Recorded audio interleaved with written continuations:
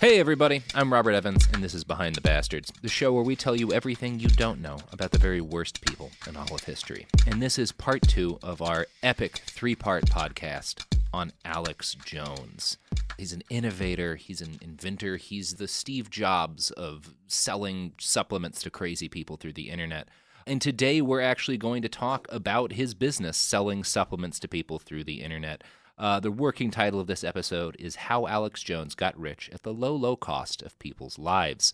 My guests on part 2 are the same as my guests on part 1, Noel and Benjamin from Stuff They Don't Want You to Know and Ridiculous History. Guys, great to have you back. Thanks for having us back, man. We're thrilled. Yeah, I don't know. I'm a little downtrodden more than thrilled, but let's roll the dice, man. Let's see where this goes, this crazy train. Yeah. I'm getting a Schadenfreude kind of vibe. Yeah, that's what I'm really it's soaking sort of like, in. It's like I would like to be as rich as Alex Jones, but I would never sacrifice my sanity for that. It's just not worth it to me. It seems like he has taken the wrong. He took the blue pill and he is down the rabbit hole. And the tale is still untold. Yeah. Because I get the feeling there are going to be some twists and turns in this episode. There will be, and there's going to be a lot more in the third episode. But for right now, let's talk about 2017. That's when InfoWars Life started selling a new product, Caveman, which is a powdered bone broth protein drink supplement. It was billed as, I'll let Alex Jones explain what it was billed as. That is undoubtedly the jewel in the crown of InfoWars Life products. Caveman. We lost our vitality because we just ignored the ancient traditions. You use the meat for sustenance, the fat for cooking, but you use the bones for strength. We are now introducing Caveman by InfoWarsLife.com, the ultimate in true paleo nutrition with bone broth, turmeric root, chaga mushroom, and 7 total primal superfoods in a single great-tasting formula. The bone is so amazing. From the outside structure full of... I like the way he says chaga. It's evocative, right? It also, isn't this the stuff that he seemed to have a tough time drinking on his own show? He sure did. They've pulled most of those videos, but he's clearly barely able to get it past his gullet. But no, it seems like a really great product. So great that scientists from the Center for Environmental Health, an independent watchdog group, decided to try it out for themselves. Now, one of the things that's neat about the Center for Environmental Health is that Alex Jones and InfoWars had actually used them as a source on the dangers of lead poisoning in several of their articles. So they're clearly a group that Alex views as legitimate and respects. That's why it's so funny that when they reviewed Caveman and another product, Myco ZX, which is a blend of potent herbs and enzymes meant to detoxify the body, when they reviewed those, they found, quote, people who take the Myco ZX product would ingest more than 6 times the daily limit for lead under California law. Now, Caveman did better. It only included twice the recommended daily limit of lead, but... Wow. That's a lot of lead. I'm sorry. Is this just a byproduct of the manufacturing facilities that he used? Like, why is there lead contamination in these products? Because that's how cavemen Is it an live. active ingredient, or is this just like an accident? I have no idea. I have a conspiracy theory to propose. Okay. So we know that exposure to lead impairs cognitive function. Is there a method to the madness of including this in a nutritional supplement? I mean, maybe, because there's actually been a study in South Africa studying people who are competitive shooters versus people who are competitive archers. And they found that competitive shooters had a much higher blood lead level than competitive archers, even though, the tips of the arrows and bullets were both made of lead. So that shouldn't be too much of an issue. It just appears that people who get exposed to lead more in their youth are more aggressive and also more interested in firearms. So maybe this was Alex just trying to sell, because he also sells gun parts, AR receivers and stuff. So I don't know. Maybe this is a conspiracy. I think we're onto something. I think we are onto something, you guys. I love the conspiracy that Alex Jones is giving people lead poisoning to sell them gun parts. Yeah. It had to make his show more believable. Hey, and you can get the T-shirt on tpublic.com. Alex Jones is giving his listeners lead poisoning to sell gun parts. Those Behind T-shirts, the Bastards. Those T-shirts do have twice the recommended daily limit of lead as well. So. Well, but I pour all of that in there, and all of our listeners know that they get a little extra lead from my shirts. So we don't know if any long-term health consequences will come as a result of Alex Jones selling people poisoned bone broth. Any casualties from that scheme will just be more bodies on the pile, though. Alex Jones has made himself a very wealthy man, but he's done it by trading in the health of his listeners and the health of the nation for sweet, sweet fear dollars. See, the InfoWars store, as I mentioned in the first podcast, launched in 2006. At first, it just sold normal things for a conspiracy theorist to sell. You could buy t-shirts, bumper stickers. I'm sure everyone listening to this saw some of Alex Jones's bumper stickers about 9/11 was an inside job back in the... Yeah, you've seen InfoWars stickers on everything. They would sell his documentaries there, and he had a handful of goods aimed at helping people survive the perpetually coming apocalypse.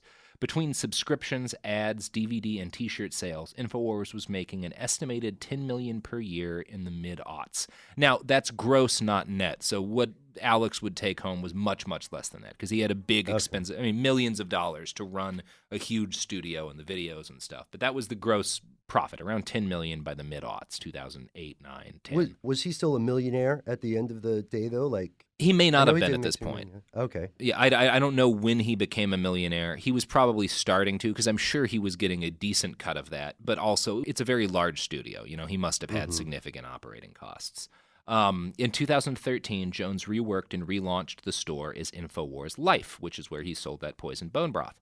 He now sold overpriced nutrition and health stuff, including Secret 12, a $29 bottle of liquid B12, InfoWars Life Bullet Colloidal Silver. I think it's fun to call it a bullet because you're supposed to put it up your butt. And he also sold $14 tubes of toothpaste. Are you guys curious about what kind of toothpaste InfoWars sells? I'm guessing it doesn't have fluoride in it. So curious. No fluoride. You're really right about that. I happen to have an ad for that toothpaste. It's camouflaged as a part of his normal show. In this camouflaged ad, Alex receives a call from a guy named Frank who tells Alex that he's been braggy lately, who basically chastises Alex for bragging. And Alex just immediately starts screaming at this fake caller and says that he's the tip of the spear and he needs his help. And then drums start playing and Jones begins ranting about how he's up against the globalists alone. He repeatedly says, "I need your help, Frank." We're going to play the video now. Remember, this is a toothpaste ad. Pay the bills and grow in the face of this. I'm not going to just stop growth and let them start pushing us backwards. You understand? I need your help, Frank. I need your help, Frank. Go to InfoWarsStore.com right now and help fund the InfoWars. Do you understand? I need your help, Frank. Free press needs your help, Frank. Support good oral health with our one-of-a-kind Super Blue fluoride-free products. The fuck? So this is what they call in the biz native advertising, by the way. Yeah. And it's like he's natively advertising his own shit on his own show. It's like, this is genius, man. Yeah. If it wasn't so sleazy, I would give this guy a pat on the back. God. It's all in-house, and plus you can see the ingredients for, if anyone hasn't gotten a chance to watch this ad, non-fluoride toothpaste with iodine, nanosilver, plus And lead. peppermint tea tree oil, recommended by Alex Jones, and they basically put his name in the place where you would see recommended by 9 out of 10 dentists. Well, who would you trust, Alex, a dentist, or Alex Jones, who is the son of a dentist? Lest we forget, exactly. Alex Jones's father was he's got the bona fides there. So that ad should give you an idea of the intellectual tenor of an average InfoWars ad. According to a BuzzFeed interview with a former employee, quote, "He can sell 500 supplements in an hour. It's like QVC for conspiracy." Now, some journalists suspect that the vast majority, if not all, of InfoWars' profits now come from these supplements.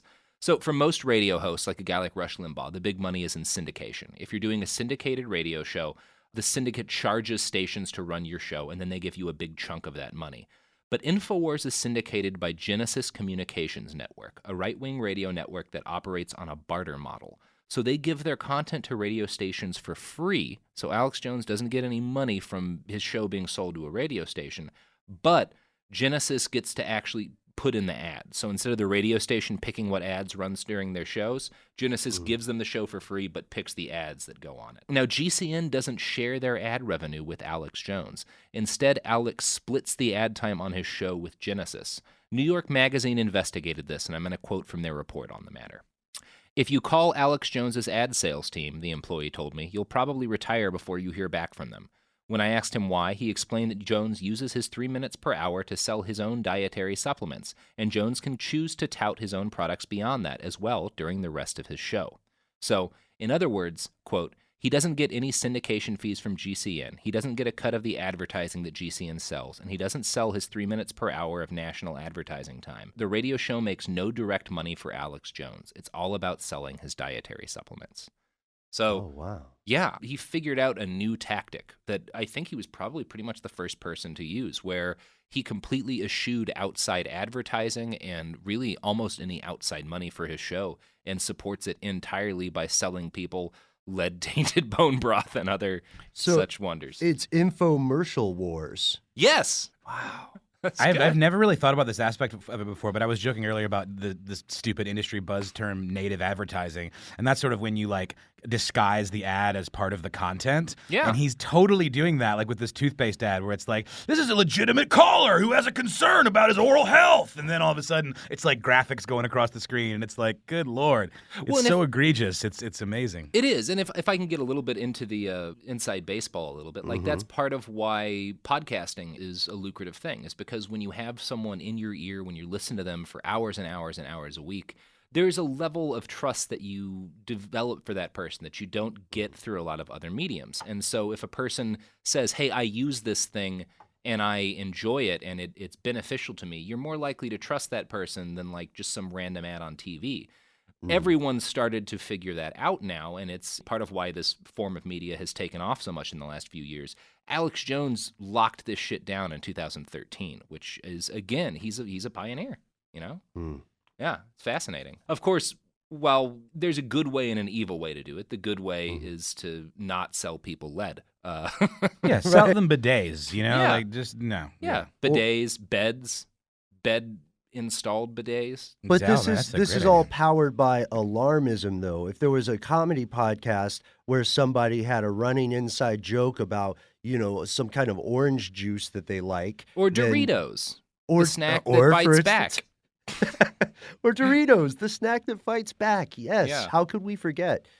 But this seems different because it's preying on these very powerful, scary, primal emotions and reactions. Yeah, exactly. He's not saying, hey, I use this bed at home, buy this bed, or hey, like, I like this type of juice, drink this juice. He's saying, the globalists are trying to rob your body of iodine. Take these iodine pills. Like, there's a difference. One of them is fine, and the other is kind of unspeakably evil. But let's move on a little bit. Well, I mean, we're going to keep talking about this. But yeah, in Alex Jones's eyes, there is no inappropriate time to start shilling for supplements. Another former employee recalled, quote, when the Fukushima nuclear disaster happened, Alex bought tons and tons of potassium iodide, and oh my God, did we sell that.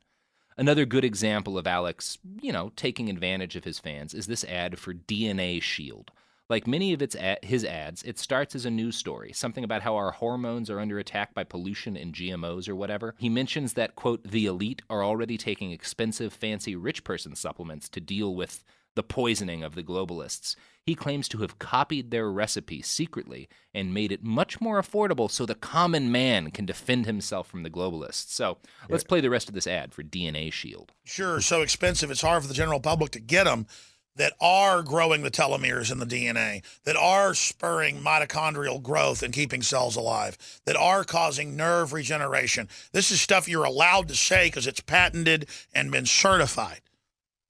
Because it's now supplements going into the whole nutraceutical realm. This will not be an infomercial for the next hour, except for about 5 minutes of it. But I am here today to announce DNA Force, ladies and gentlemen. Sorry, DNA Force. Yeah. Oh, boy. What a special guy. Now, Jones claims these miraculous pills were developed in part by his dad, who he says was, quote, involved in FDA-approved nutraceuticals. So it's not FDA-approved, but his dad was involved in other things that were FDA-approved. Is nutraceutical even a real word? I mean, To Alex, it is. That seems made up, yeah. Wow. Yeah. It's like a sci-fi show science jargon, you know? Yeah, it's like a weird portmanteau of like nutrition and pharmaceutical, I guess, but it's That's like exactly, yeah, that's Yeah, because he wants to make it seem like he's giving people real serious medical things for serious medical issues. And so he can't just say these are nutrition supplements. They're nutraceuticals, which is also a term that the FDA doesn't watch it all, so I'm sure that helps too. So he insists that DNA Force, right? I think I wrote Shield in the script, but there's Shields and Forces. His nonsense DNA pills, he claims, are better and less expensive than the $600 pills the elites use. I'm going to play another clip. $600. Because, ladies and gentlemen, one ingredient that's in this costs $12,000 a kilo. $12,000 a kilo. The next ingredient costs $7,000 a kilo. The next less expensive, $5,000 a kilo. Another one, $3,400 a kilo.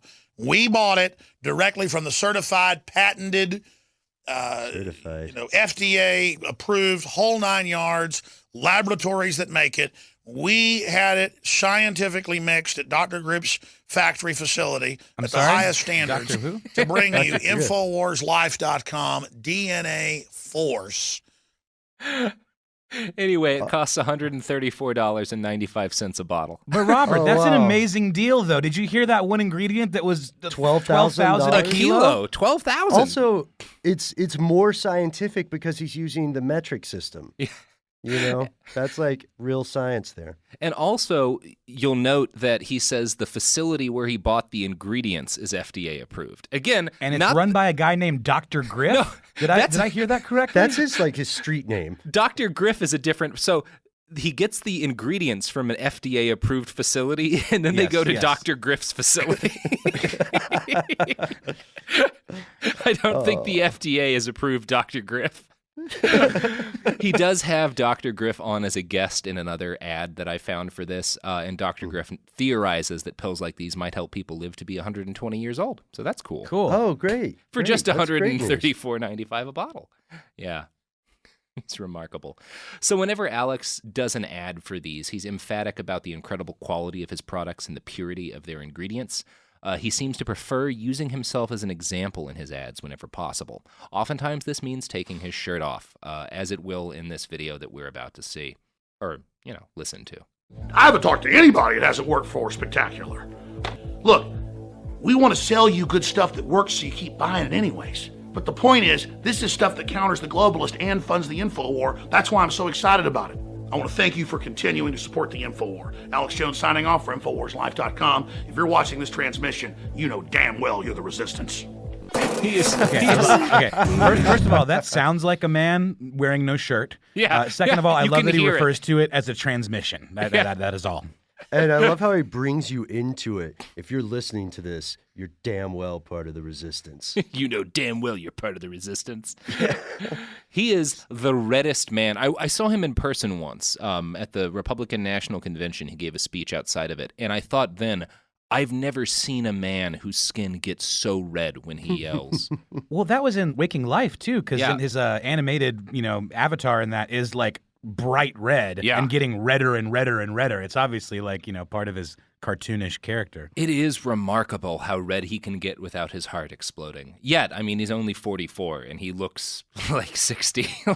He's only 44 years old? Yeah, he's like 43 or something in that video that we just listened to. Yeah, he looks like you wouldn't guess Danny DeVito was more than about a decade older than him, just looking at the two of them.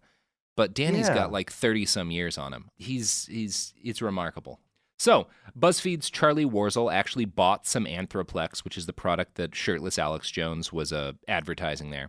He sent it over to a testing lab to have it analyzed. Now, Anthroplex, which costs nearly $30 a bottle, is boasted as basically a zinc supplement. That's what he's claiming, is that the globalists are robbing your body of zinc, and Anthroplex will give you enough zinc to be as buff as shirtless Alex Jones.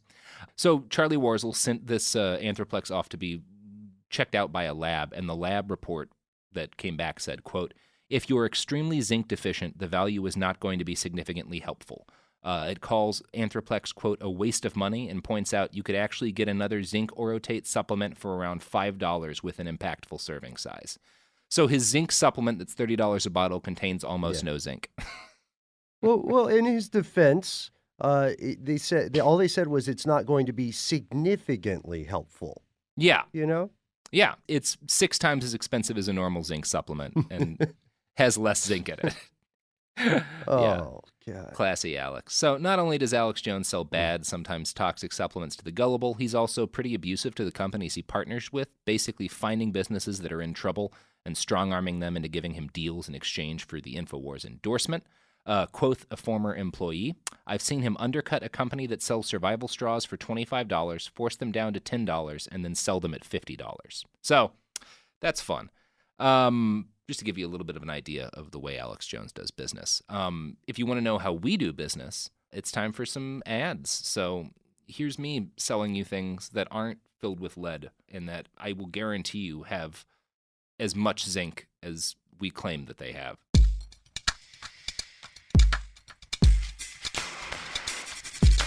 And we're back. We're talking about Alex Jones and how he made his millions. We just got done talking about at least one of his shirtless ads. Now, InfoWars, in addition to selling supplements, also holds regular money bomb telethons. And that's what they call them, is money bombs. These are super long fundraisers, sometimes over 27 hours in length, that are there to raise funds for an already for-profit company. These often raise reportedly $100,000 in just a single day. In an interview with BuzzFeed, one former employee reported feeling, quote, sick to my stomach when a donor charged their donation to a credit card and then explained that this was because their house had been foreclosed. I'm convinced after working there that fear sells as well as sex. Judging by his profits, maybe it sells even better. So I bet you're wondering what a money bomb looks like. So I'm going to play an excerpt from one of his money bombs from, I think, 2010. So, Is it like a Google bomb? No, it's sleazier than that. Oh, great. Let's go. 5starsoap.com. Take charge of your health now by calling 800-340-7091 or see Calvin on the web at 5starsoap.com. Alex Jones here with vital information concerning our nation's fragile food supply. Folks, there are some truly dangerous trends forming, and I think it's important for my listeners to do three things right away. Number one, study the past. History really does repeat itself. Number two, learn to spot the dangerous food shortage trends. Number three, take decisive action. A perfect storm is brewing for a global food crisis. That's why I'm telling everyone to read the new book, Rising Prices, Empty Shelves. Warning signs that trigger the deadliest famines in history. Don't get caught unprepared when the crisis hits. This book is only available at risingpricesemptyshelves.com. Yeah. So. Oh, wow. Yeah. Isn't that this is a slick way to sell a book? Mm-hmm. Yeah. And he's doing a great movie voice. I thought he was about to be like, in a world.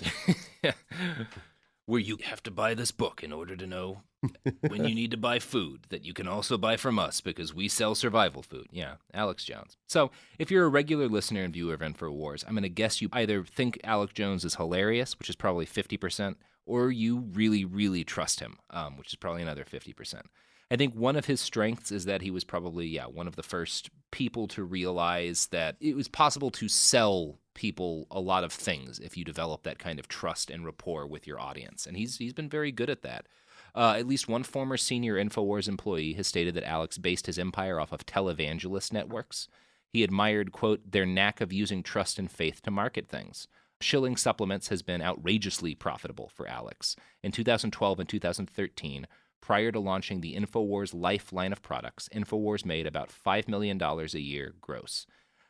In 2014, the company made more than $20 million in gross revenue. Alex Jones went from being moderately well off to, well, I'm going to quote from a New York Times article about his divorce. Mr. Jones bought 4 Rolex watches in one day in 2014 and spent $40,000 on a saltwater aquarium.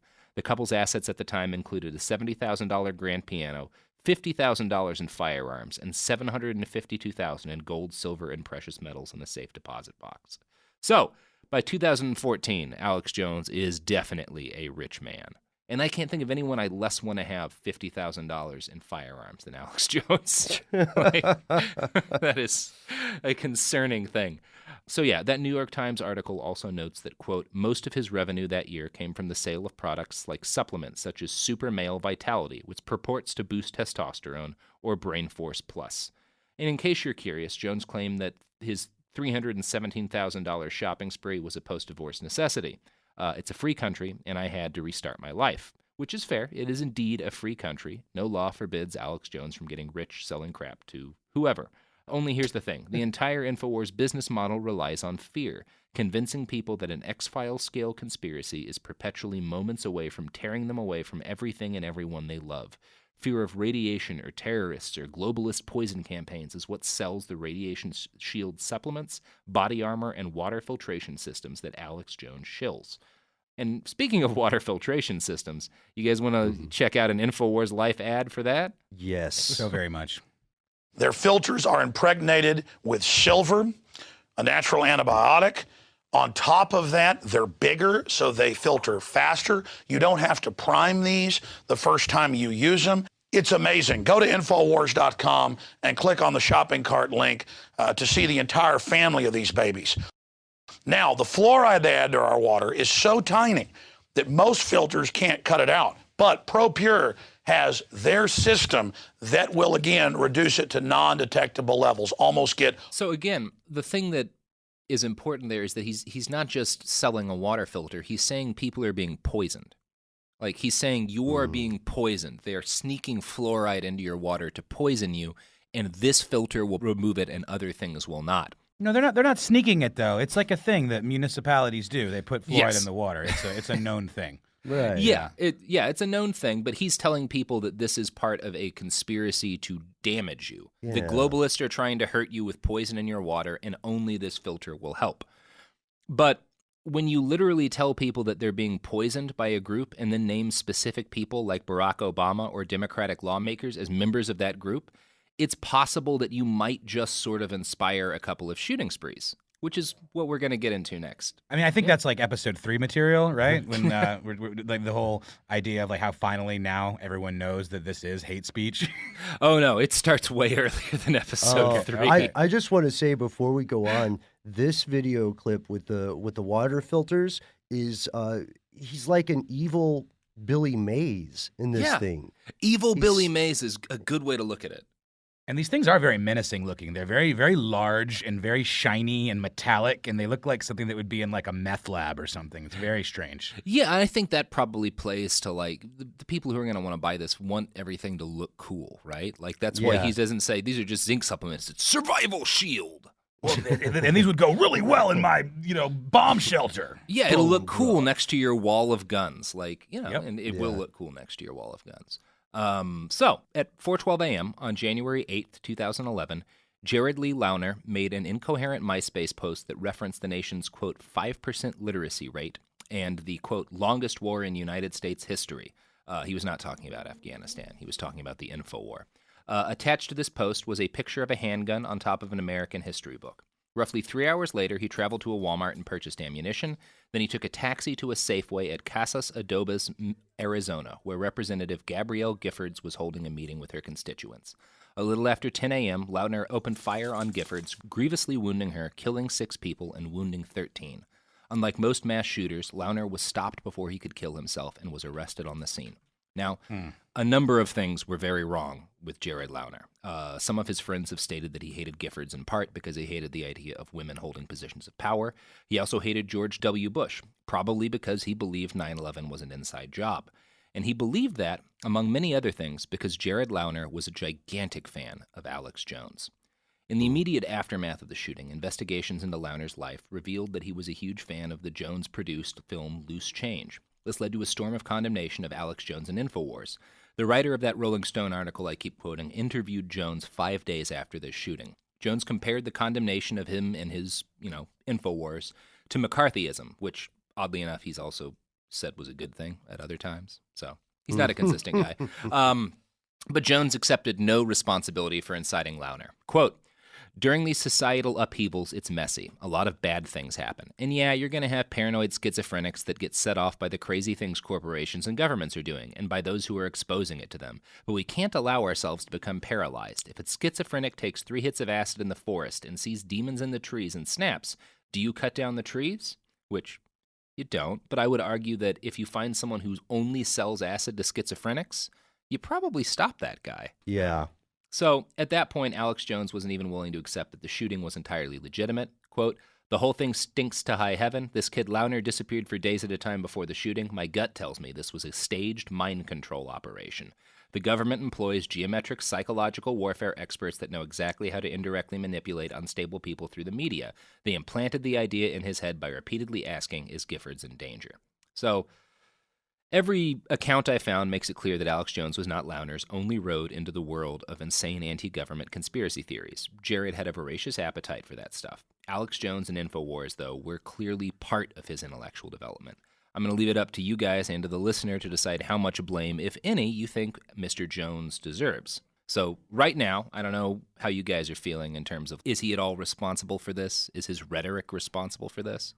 Yes. Yeah, Yes, it is. I think to a degree it's inarguable that there's not some responsibility. It's not as if he's only saying vague things. And many times, in many situations, there are specific, what we would call calls to action. You know what I mean? And targets. Yeah. Find these specific people, and playing on this primal them or us mentality, it makes people feel as if the only choice they might have, especially if they're already unstable, is to take some sort of violent action. So he's not going out and shooting people himself, but people are being shot to some degree because of his actions. Yeah, it's like dog whistle racism or something, but like literally kind of implanting subliminal messages in the minds of unstable potential shooters. You know, I mean, I think it's inarguable that he is to blame. Which makes it ironic that he's talking about people being programmed by specific phrases and terms. You know, it's at the very least cartoonishly ignorant. And perhaps hypocritical. Willfully hypocritical. And it's interesting to me, too. You say, like, he puts calls to action in. And I think what's so upsetting about Alex Jones, I think it would be less upsetting if he had inspired all of these attacks and legitimately wanted to, because he believes that there's a real globalist conspiracy to poison everybody. But I think he gets people amped up and feeling that they're under attack. And some people interpret that as a call to action to do violence. But he's just trying to sell them stuff.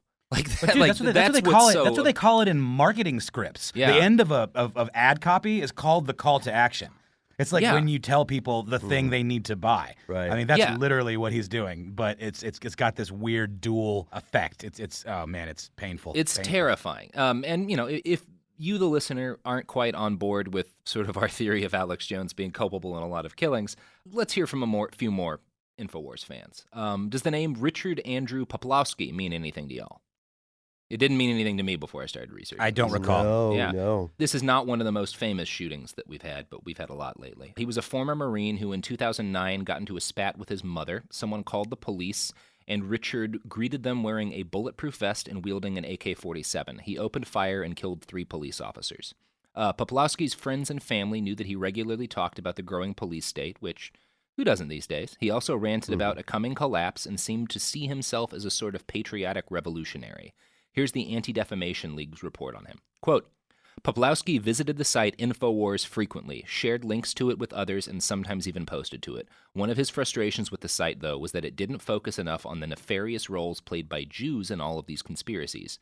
Quote, for being such a huge players in the endgame, he observed in a March 29, 2009 posting to InfoWars, too many InfoWarriors are surprisingly unfamiliar with the Zionists. Another time he was more hopeful, noting that, quote, racial awareness is on the rise among the young white population.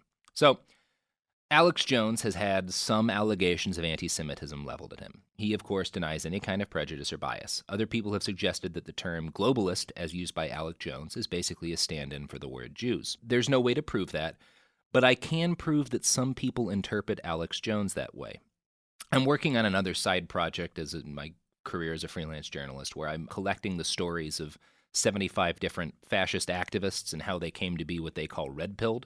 And in that community, that term generally means came to believe that Jews controlled the world. So I found a number of posts in people talking about how they became red-pilled on these private fascist forums where people reference Alex Jones. So I'm just going to read one of those quotes. And this is from one of the chat rooms where the first Unite the Right rally in Charlottesville was planned. Quote, InfoWars actually did a good job of prepping me for the JQ, Jewish question, as much of their facts are fairly true, they just changed the names. So a lot of people interpret his stuff that way, whether or not that's Jones's intention. What is the Jewish question? when they're using that term? It means the idea that Jews are behind a global conspiracy to take over the world and dominate politics all over the Well, it's planet. like even sort of like during the Depression, there were a lot of movements to eliminate, government control of, finance or whatever. And they used the term like bankers or financiers. And that was a dog whistle term for Jews at the time as well. Absolutely. And even, Hitler when he was being more careful with his racism, he had a lot of dog whistles.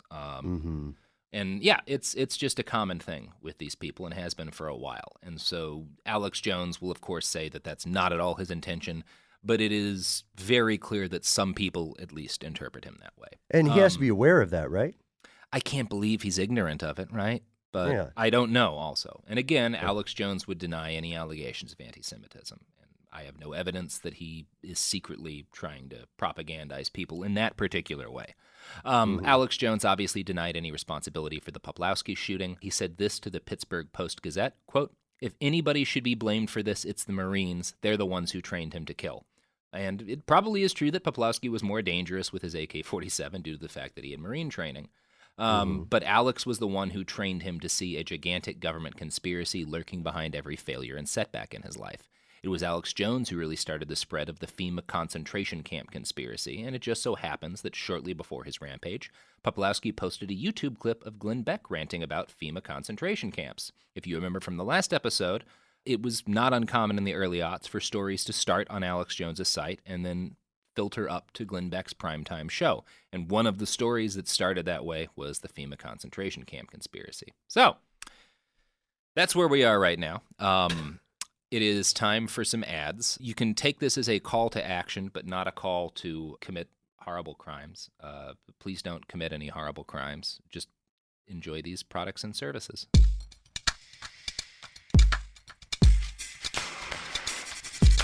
And we're back. We just got finished talking about the Poplawski shooting where he killed 3 police officers. Was a huge fan of Alex Jones. We talked about Jared Lee Lautner, who killed 6 people. Huge fan of Alex Jones. I want to talk a little bit right now about how InfoWars is a very well-documented vector for the spread of fake news. There's a scientific study that was carried out by the University of Washington in 2015 where they looked at 3 different fake news stories that had spread after the Boston Marathon bombing and studied how those myths had initially started spreading on Twitter before they filtered out into the mainstream. And they traced one of these myths that a group of Navy SEALs had planted the bombs at the Boston Marathon back to InfoWars. Quote, "Links to the InfoWars website were the first links to appear in any tweets related to this rumor. Their precipitation to the first peak in misinformation further demonstrates how external content can help Twitter rumors evolve and spread." Now, Kate Starbird, one of the researchers on that study, has become an activist in sort of informing people of the fact that there is a concerted effort to spread fake news throughout our culture right now. She noted at the time we thought it was pretty insignificant, but things look different in hindsight. But as far back as 2015, there was documentation that InfoWars had become a major vector for fake news that filtered out and reached the mainstream, which I find interesting because 2015, I wasn't paying any attention to Alex Jones or InfoWars. So yeah, it turns out InfoWars is very popular among the kind of people who wind up in gun battles with the police. In 2010, Byron Williams got into a gunfight with several Oakland police officers when they pulled him over for driving like a nut. Williams was wearing body armor and armed with both a handgun and a .308 rifle, which is more firepower than most Oakland commuters tend to carry. When Byron survived his gun battle and surrendered to the police, they started asking him what was going on and why he had body armor and weapons. He said that his goal was to, quote, "start a revolution by traveling to San Francisco and killing people of importance at the Tides Foundation and the ACLU. As you may have guessed, Williams was a gigantic fan of Alex Jones, who loved to rant about the Tides Foundation and the ACLU. He actually found out about the Tides Foundation because of a Glenn Beck rant, but I'm going to give you one guess as to where the Glenn Beck story started. Here's what Alex Jones told Media Matters when he was asked about this particular shooting. "This goes to a classic lie that has been retreaded that this fellow follows Glenn Beck and Alex Jones. This is a classic guilt by association tactic. It is just more of an attempt to imply that anyone who criticizes corruption is contributing to an atmosphere that will cause another Oklahoma City bombing." Yeah. So he's pretty consistent. Yeah, but not. I guess pretty consistent at practicing the convenience of association, right? He wants to be associated with things when they have consequences or results that will help his bottom line. But reading back over that quote, that's Matrix level dodging, isn't it? Yeah. Oh, yeah. Yeah. I mean, this is guilt by association. He's saying that I'm just criticizing corruption and they're trying to tie me into terrorist attacks, when the reality is like, no, you're telling people that there's a secret war on to destroy them and their lives. And then when they take you seriously and fight back against this secret war, you say, well, that's not what I meant. Like, yeah, it's frustrating. You guys remember that dude who walked into the Comet Ping Pong Pizzeria with an AR-15 because he thought children were chained up in there? Well, that guy had liked Alex Jones and the InfoWars on his Facebook page. He told the New York Times he listened to Alex Jones on the radio. This guy said about Alex Jones, quote, he's a bit eccentric. He touches on some issues that are viable, but goes off the deep end on some things, which... I love that that's the guy who brought a rifle into a pizza restaurant because he thought there was a secret child molestation campaign was like, Alex Jones gets a little bit crazy sometimes. He's a bit of a kook. He's a bit of a kook. You have to take it with a grain of salt. I believe that was Pizzagate, wherein that same guy was searching for children who were held in a non-existent basement? Yeah. And Alex Jones was a big proponent of Pizzagate and also a big proponent in general of the idea that there's a secret pedophile conspiracy running the entire government and all Democrats are pedophiles trying to make the world into a pedophilic empire of some sort. It's which is unclear. And didn't this have something to do with Hillary Clinton's emails where there were like, or some exchange between her and one of her campaign people where there were like all these like secret words, code words that meant, this is where we're keeping the children, the virgins. Yeah, or just terms for scheduling a time to get together and have pizza. Right. Yeah. This was a popular like place for lawmakers, this Comet Pizzeria. It was like it's a big hangout. DC place. It's popular. Yeah, exactly. It's right in the middle of things. But yeah, it's even easier when you decide that normal words are code words for terrible things, like pizza is a code word for child molestation. Well, then, like, anybody's email is going to have references to child molestation in it. Kids love assuming pizza. They like pizza, yeah. Or cheese pizza, because CP is child porn, something like that. Oh, right. There you go. Yeah. There No. well, now it's rock solid. Now Benjamin's on board. I'm so on board. So I love that quotation, though. Yeah. Alex Jones goes a little off the deep end. Just a bit. Just He's a little touched. Says the guy. You should go on. I bet there's more. I bet there's a lot more.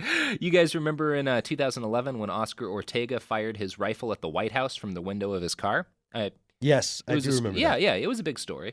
One of his friends told the New York Times that he had recently watched The Obama Deception, The Mask Comes Off, a documentary written and produced by Alex Jones. Oh, I don't think I remember the subtitle, The Mask Comes Off. Yeah, that may have been a sequel. I don't even know any. He's made a lot of documentaries. So that may have been the sequel to The Obama Deception, The Mask Comes Off, but I don't know off the top of my head. It's like the Bourne movies. There's the Obama Deception, the Obama Precedent, the Obama whatever. Yeah. I would 100% watch an action movie series that actually starred Barack Obama as himself waking up with CIA training. That would be fucking amazing. Oh, Joe Biden's his wheelman. Yeah. And Joe Biden's probably the one who says, I'm getting too old for this. Yeah, Yes. he's also he's kind of like the grizzled Michael Caine, like he'd be wielding the sawed-off shotgun, you know. You know what, guys? I mean, since we're brainstorming here, I don't want to lose the flow. I'm just going to text him. Yeah. Who, Michael Caine? I'll group text Barack Obama, Joe Biden, and Michael Caine. Oh, man. Oh, great. Yeah, let's get him in this. Ben's got the context. Because now we've had a couple presidents who started off in TV and movies and became president, but we've never had a president who became a television star after being president, and I really think we're overdue for that. Anyway. It's 2018, yeah. But so I imagine then that Alex Jones probably also denies any association or culpability. Yes, he denies any. That's going to be across the board. I don't have a specific quote for that one, but yes, he does not take any responsibility for Oscar Ortega shooting at the White House after watching a documentary about how Obama wants to take our freedom. Did you guys hear about Jared and Amanda Miller's 2014 shooting spree in Vegas? These were the two guys who left Cliven Bundy's land, headed to Vegas, and then ambushed and murdered 2 police officers in order to spark a revolution. Yikes. They killed one other person outside of a Walmart. 5 people in total, including the shooters, died from all of that. Jared and Amanda were both regular commenters on InfoWars. At one point, Jared made a post on InfoWars about killing police officers. Alex Jones declared the shooting to be a false flag carried out by the Obama administration to sully the good name of right-wing extremists. But, unfortunately for Alex, randomly declaring murder sprees to be false flags is a tactic that, after about a decade, eventually came back to haunt him. On December 14th, 2012, Adam Lanza walked into Sandy Hook Elementary School and shot 20 children and 6 adults dead. Adam Lanza was not a fan of Alex Jones, was not connected to him in any way that I'm aware of. But Alex Jones was a fan of insinuating and sometimes outright claiming that mass shootings were government false flag attacks carried out in order to justify a gun ban. And that's exactly what he did in the wake of the Sandy Hook shootings. Lenny Posner, father of Noah Posner, the youngest victim of the Sandy Hook massacre, says he probably listened to an episode of the InfoWars podcast as he was driving away from dropping off his son for what would be the last time. Like millions of people, like me, and I'm going to guess like you guys, Lenny enjoyed conspiracy theories. Now, he believed in some of them. He definitely had some batty beliefs at the time, but he wasn't a blind, crazy fan of InfoWars or Alex Jones. He watched him because Alex is entertaining and funny to watch, right? Like pretty much everyone who's listened to this podcast so far, he thought Alex Jones was entertaining, but not anyone to take too seriously, just like the Comet Ping Pong guy.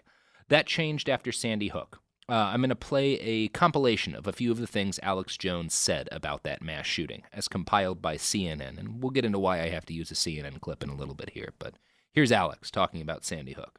The official story of Sandy Hook has more holes in it than Swiss cheese. My gut tells me the White House, people controlling the governments were involved in this. So don't ever think the globalists that have hijacked this country wouldn't stage something like this. They kill little kids all day, every day. And it's not our government. It's the globalist. I mean, they're doing it. They're doing it. They're staging it. Yeah. So. Okay. God, I can't even laugh at that. Is this No. a crisis actor thing? as Yeah, well? this spread out of that. You know, he didn't start out by saying that all of the deaths had been, but that's part of the Alex Jones thing, is that if other conspiracies crop up around a conspiracy he started, then he'll entertain all of those theories. And he definitely, we'll play some clips later of what he said about the parents, but he was open to the idea that no children had died in Sandy Hook whatsoever. So after, this, partly as a result of Alex Jones's broadcasts about the Sandy Hook shootings, the Sandy Hook truth movement started to grow and spread. Nuts began traveling to Sandy Hook to film the town and document evidence that it was in on some bizarre government conspiracy. At one point, when Lenny Posner was checking into a hotel, the man behind the counter saw his hometown on his ID and said, quote, "Oh, Sandy Hook, the government did that, right?" So, yeah.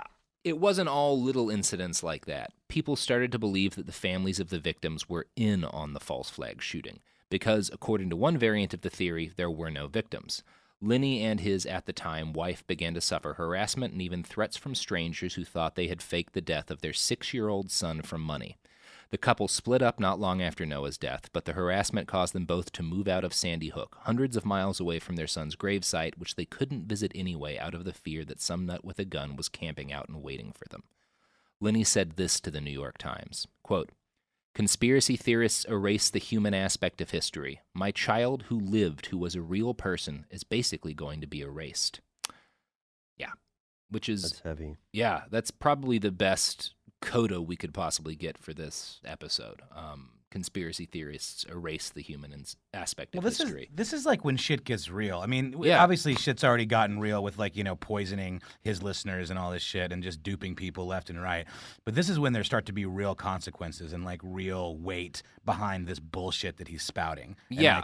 And it's just it's like a boiling point where you can't deny it anymore. And No. he does experience some serious fallout from this, right? Yeah, and we'll be getting into the fallout in part 3 of this episode. I do want to note that we had to use the CNN supercut from all those scenes of Alex Jones ranting about Sandy Hook because none of the videos where Alex spread that theory are still up on InfoWars. He Oh, I wonder deleted why. them. Yeah, he deleted them after a massive lawsuit threatened his livelihood.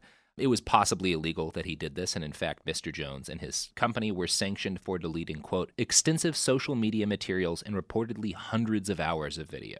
Which should Yeah, it's give like you when Trump Yeah. deletes his tweets, only, different. So what does the base of InfoWars think about Jones and co. deleting all this footage? Well, I mean, I don't think any of them have said anything about it. At least I haven't read any of that. It's if Trump deletes his tweets, his fans just don't sort of acknowledge the thing that got deleted. Jones will usually portray it as, we're constantly under attack by the globalists. They're always trying to shut us down, so we have to do things to protect ourselves. I think those people would be like, this is clear evidence that the conspiracy is real because the government had to go after Alex and make him take it all down in order to, because they're trying to keep a lid on it. You know? But here's the other thing, though. I don't want to get us too off topic, but if the globalists are that powerful and that amoral, then why are they so ineffective? Why is his show still on the air? There's so many things that don't add up. You know? Yeah. And if you think about Alex's whole career, the line that he believes about himself makes no sense. It's like how he was back in the late 1990s calling his show The Final Edition. And here, 20-some years later, he is still saying all of this stuff. He's never been stopped. Nobody's come after him. Well, it's like you said, it behooves the doomsday prophets for the doomsday never to come. Yeah. Because they that way they can keep cashing in on these suckers that believe every word they say. And it's like gaslighting 101. That's what he does. Yeah. You know? I mean, yeah, it's nuts. Well, and this is a common thing for conspiracy theorists, and it's also a common thing. It's something they share, because obviously not everyone who's a fan, and I'm going to say not most people who are fans of InfoWars are anti-Semitic or who are fascists or whatever. But if you look at sort of the anti-Semitic conspiracy theories as spread by the fascists, it's always this conspiracy is always all-powerful, but simultaneously too dumb to stop them. That's the same thing with Alex's stuff. Like, there's this conspiracy that's all-powerful, but also we're so smart and so woke that we can defeat it by doing these things. So, like, but it needs to be both.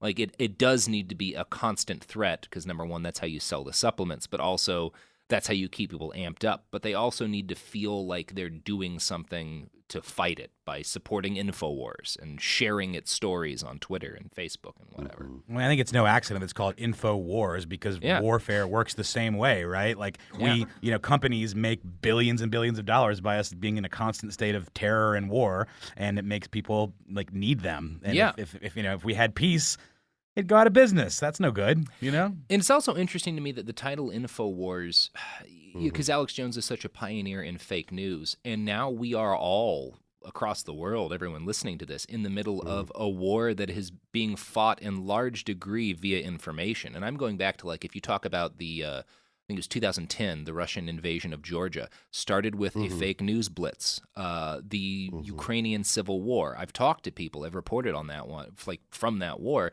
When you talk to people who live in the parts of eastern Ukraine that were first affected, they were like, yeah, it started with internet and television propaganda.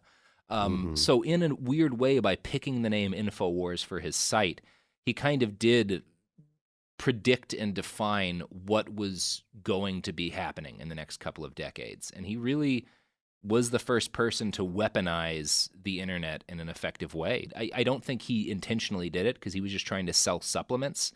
But like, there is definitely a connection between how Alex Jones has accidentally helped to spark so many shootings and how ISIS will do stuff like put out propaganda to hundreds of thousands of people in the hopes that one person will drive a bus into a group of crowded people. Like, it is, they're doing it intentionally, and he was not trying to get anyone killed. He just wanted to sell supplements. But it's the same tactic, essentially. It's the same idea that if you fill people with propaganda and convince them that they are being targeted and attacked and the situation is dire, some of them will do crazy things. And you can just let that happen as a side effect of trying to sell bone broth, or you can a targeted attempt to make that happen. But either way, it's the same tactic. Where does that leave us now, Robert, at the point where it sounds like there was litigation that it was to some degree effective, right? It didn't tamp down his base, but it did, I think, show that he's not bulletproof. So where are we now? Where does this go? Well, where we are, at least in the podcast we're telling, is Alex Jones has been sued by the families of the Sandy Hook victims that he sort of made into scapegoats for a lot of his listeners. Where we're going to be in the next episode is, I'm titling the third one, The Fall of the House of Jones. So, yeah, the Sandy Hook families are not the only people who sued him, although it is very possible that that lawsuit will be the thing that finally brings his empire of bullshit crashing to the ground. It's a really tremendous story, and I'm excited to bring it to you and to all of you listening right now on Thursday when we drop part 3 of this Alex Jones podcast. And there will be a lot of schadenfreude in that one. So if you've been frustrated with all of the death and lies and nonsense and racism and dirty gym socks on his ears, you'll get some catharsis in this next episode. Before we get into that, you guys want to plug your pluggables? Absolutely. So we are hosts of 2 different shows. You can find Noel and myself on Stuff They Don't Want You to Know, where conspiracy realists and skeptics alike apply critical thinking to the world of conspiracy theories. Yeah, I think we actually recently did an episode on the whole Alex Jones turning the frogs gay, that whole debacle. But man, I'm learning more than I ever thought I wanted to know about this absolute peach of a human. We also host a show together called Ridiculous History that kind of looks at some of the lesser known, more oddball, fun, bizarro tales throughout human history. And it's a nice little snackable 30, 45-minute podcast, and we have a lot of fun doing it. Why do British lawyers wear wigs? Yeah. Perukes. There's a reason. That's the name for it. There's a reason. It's a weird one. What did we do today? We did one today about how maybe some British people during the Napoleonic War hanged a monkey because they thought it was a French spy. So stuff like that. And you can find every episode of every podcast we have ever done on ridiculoushistoryshow.com and stufftheydon'twantyouto know.com. If you didn't catch it in the first episode, we highly recommend checking out our Ridiculous episode that features a cameo from How Stuff Works' own Robert Evans. This is true. That was a lot of fun to do. And it's the one where Robert coined the term chock full of Nazis, which I have pitched super hard as being a Behind the Bastards tpublic.com t-shirt. We shall see if that comes to pass. Or if any coffee sponsors want to Behind the Bastards branded coffee, that's basically your coffee. I'm Robert Evans. My Twitter is I Write OK. I've got a book on Amazon, A Brief History of Vice. You can find this website on behindthebastards.com with all of the sources for today's episode. You can also find us on Twitter and Instagram at @bastardspod. And I just want everyone to know the globalists are trying to sap all of the iodine out of your body, but if you give me $40, I have a pocket full of dirty iodine pills that I will pour into an envelope and mail to you. Isn't that a Spin Doctors song? Yeah, pocket full of dirty iodine pills. All right. You can buy our T-shirts on TeePublic. They will stop the globalists from pulling the iodine out of your blood, especially the Nachos Not Nazis shirt. That one really helps you retain a lot of iodine, so I recommend that. Anyway, you can catch the conclusion of our thrilling 3-part story on Alex Jones on Thursday. Until then, I love about 40% of you.